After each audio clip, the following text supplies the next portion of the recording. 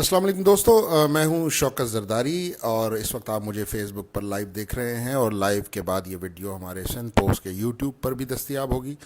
आपसे गुजारिश है कि सिंध पोस्ट का यूट्यूब सब्सक्राइब करें और उसको ज़्यादा से ज़्यादा शेयर करें। मलीर डेवलपमेंट अथॉरिटी में आज से कुछ दिन कबल मैंने एक वीडियो आपके सामने रखी थी और उसमें मैंने ये बात आपको बताई थी कि किस तरह KMC के, KDA के और दूसरे इदारों के छोटे स्केलों पर काम करने वाले, छोटे स्केल पर तैनात होने वाले लोगों को जालसाजी के ज़रिए भाई लोगों ने अच्छे अच्छे ओहदों पर पहुंचाया और पाकिस्तान पीपल्स पार्टी की सरकार ने उन लोगों से बेपनाह फ़ायदे लिए, जिसमें सबसे बड़ा फ़ायदा बहरिया टाउन कराची है, जहां पर लोगों की ज़मीनों पर रिकॉर्ड में हेर फेर करके, कब्ज़े करके और उनसे वो ज़मीनें खाली करवाई गईं। आज मैं जिन साहब की बात कर रहा हूँ, इनके हवाले से मैंने कल एक स्टेटस लिखा और मैंने ट्विटर पर यह सवाल किया कि सिंध के सूबाई वज़ीर बल्दियात नासिर शाह साहब ने कितने पैसे लेकर इस शख्स को दोबारा बहाल किया है। ये सवाल मेरा अभी भी वैलिड है और ये सवाल मैं क्यों पूछ रहा हूँ, आज के इस लाइव में मैं उसके दलाइल भी दूंगा आपको और आपके सामने हर चीज़ रखूँगा। और हमेशा की तरह मैं ये चैलेंज भी करूँगा कि अगर किसी को लगता है कि मेरी ये बात गलत है तो आप मेरे ख़िलाफ़ हर किस्म की कानूनी कार्रवाई करने का हक़ रखते हैं। अर्ज़ ये है जनाब कि 1992 या 93 में एक मुबैना तौर पर एक जाली ऑर्डर हमारे सामने आता है, जो ऑर्डर है जनाब मिर्ज़ा इरफ़ान बेग साहब का। मिर्ज़ा इरफ़ान बेग कल उनको जो है वो 19वें ग्रेड में टाउन प्लानिंग अफसर तैनात किया, डायरेक्टर टाउन प्लानिंग तैनात किया गया है मलीर डेवलपमेंट अथॉरिटी में। ये साहब 25 फरवरी तक मलीर डेवलपमेंट अथॉरिटी में डायरेक्टर लॉ थे। उससे पहले ये डायरेक्टर स्टेट रहे हैं और इनके दौरान डायरेक्टर स्टेट तैनाती के मलीर की एक स्कीम नंबर 45 63 टाउन की, उसमें बिल्डर माफिया से मिलकर ज़मीनों पर कब्ज़े का प्लान एक साहब, ये शौकत ज़रदारी नहीं कह रहा बल्कि ये कह रहा है हुकूमत का अपना कागज़।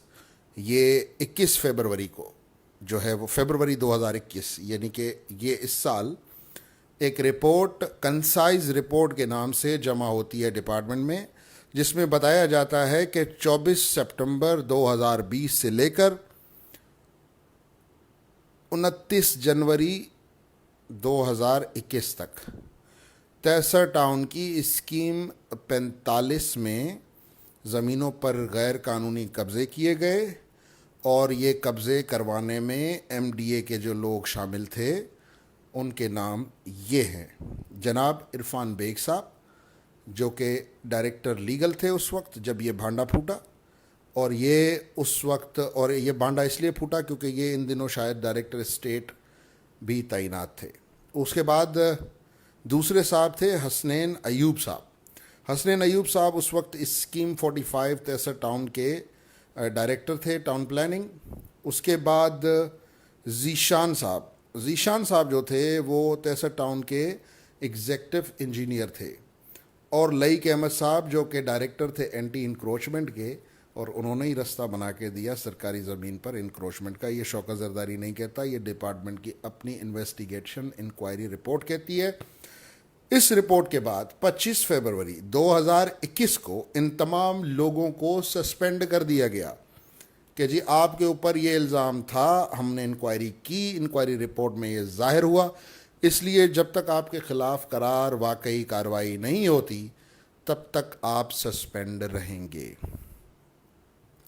कल फिर आपके सामने एक लेटर आया जिसमें जनाब इरफ़ान बेग साहब, जिनको बिल्डर माफिया के साथ मिलकर कब्ज़ों के इल्ज़ाम में सस्पेंड किया गया, उनको कल फिर बहाल कर दिया गया। 25 फरवरी को सस्पेंड हुए और 18 जून को बहाल हो गए। ये समझा गया कि लोग भूल गए हैं, ये समझा गया कि सहाफ़ी भूल गए हैं کہ یہ بندہ جو کہ ملیر کی زمینوں پر قبضے میں ملوث ہے، اور میں نے بتایا بھی آپ کو کہ یہ 5 گریڈ کا junior clerk D M C south Karachi کا، اور یہ سب وزیر بلدیات کو پتہ ہے.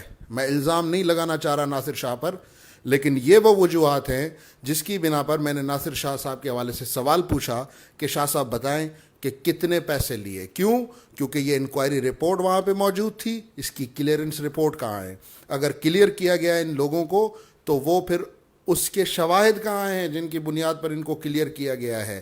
کیا یہ سارا جو scheme 45 Taiser town Malir development authority کے اندر جو آتا ہے، کیا اس میں ہونے والے قبضے نہیں ہوئے؟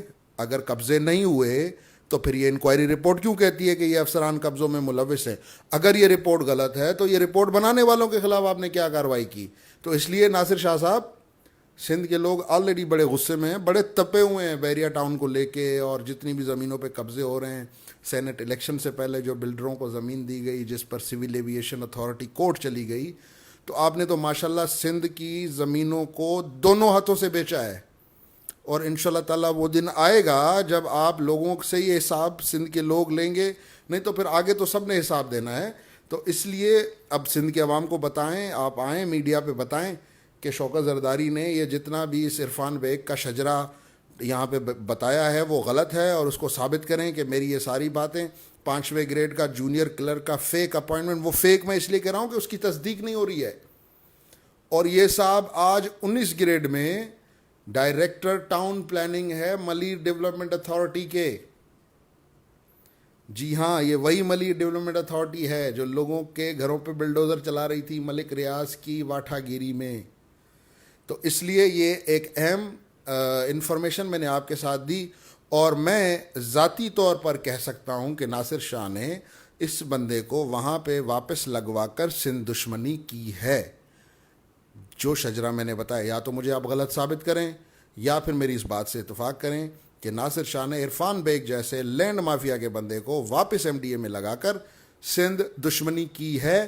اور ماضی میں جس طرح ان کے اوپر سندھ دشمنی کے تمغات لگے ہوئے ہیں، یہ ایک اور تمغہ ان کے جو ہے وہ کالر پر، ان کے شولڈر پر یہ لگ چکا ہے. اور امید ہے کہ اس تمغے کو یہ تمغہ نہیں سمجھیں گے، بلکہ جو حقائق ہیں، جو سچ کی بنیاد پر جو حقائق ہیں.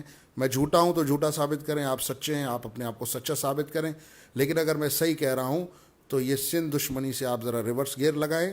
اور جو جینون، جو ڈیزرونگ لوگ ہیں، جو واقعی میں جینون کام کرتے ہیں، آپ ان کو وہاں لگائیں. کوئی اس پر اعتراض نہیں کرے گا. مجھے دیجیے اجازت. اگر ویڈیو پسند آئے تو شیئر کریں، کم از کم ناصر شاہ صاحب تک یہ ویڈیو ضرور پہنچائیں. بہت شکریہ.